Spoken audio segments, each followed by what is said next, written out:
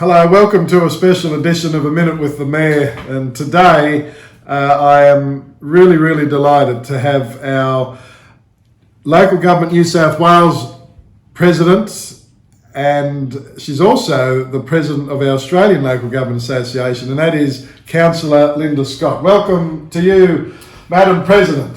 Hello, lovely Mayor Rick Furman. It's wonderful to be with you. Thank you so much for making time. And obviously we're saddened, Linda, as you will be retiring as our state president come November.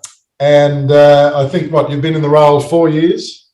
I have, correct. I have to say that the one thing that has impressed us, obviously here at Temora Shire, but throughout the Riverina with our esteemed colleagues within their respective LGAs, is your genuine commitment to seeking advice and counsel views, and your communication skills are outstanding, and we're very grateful for that, and for making rural and regional local government genuinely feel that we matter. And so I want to say a very warm thank you for that. The other thing that I did want to say is thank you for the yarns. Now, I don't know whether our viewers would realise, but Madam President here is one of the best yarn tellers that God's given breath to. So I do want to thank you for the occasional yarn just when we needed it.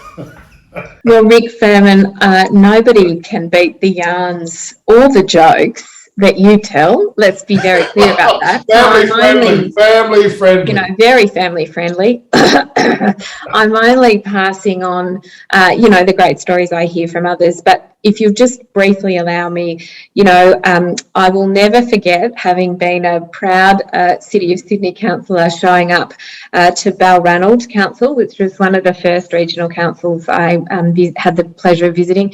And I got out of my sort of rental car and I went across the road and I shook the hand of the mayor, and he just looked me up and down and he shook his head with great disappointment and said, "You are an idiot." That was my greeting. And I thought, oh, this is going really well. I'm good at my job.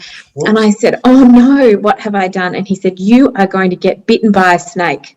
You are an idiot," because I was standing there sort of completely inappropriately in a black sort of suit with a skirt, and, it was obviously then covered in dust, and I had high heels on, and he was like, "Love, you just got to get some boots and pants." Anyway, I learnt my lesson, and I now, dress very differently. And so that's been educational and helpful for me. And the other cracker, which, Zoom has taught us so many things, hasn't it? But in doing one of the first big online meetings that we did at the beginning of the pandemic with, I think, almost every mayor and general manager in the state, it was April Fool's Day. I didn't realise my children delivered me a cup of tea and a plate of nuts, and I thought, that's unusual but lovely.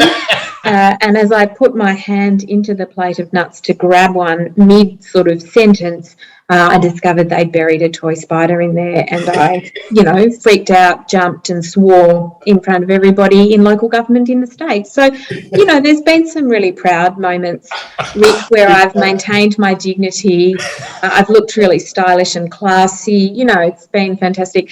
But I have learnt my lessons, and my children now, as part of their homeschooling, know the name of every mayor in the state. And they're great friends and great admirers of your wonderful federal MP, Michael McCormack. Every time, I'm in a Zoom with him and I have the privilege of spending time with him.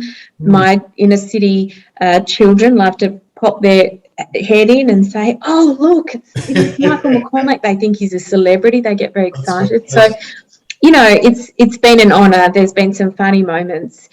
There's also been some really difficult moments, and seeing the devastation in particular of the drought was heartbreaking for me to hear the stories of family businesses that had come through generations of struggle, really, not being able to survive.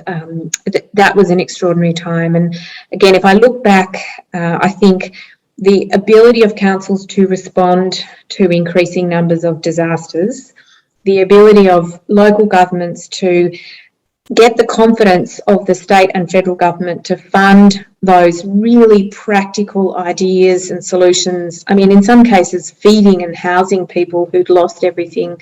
I think they're the moments that I feel great, deep satisfaction from.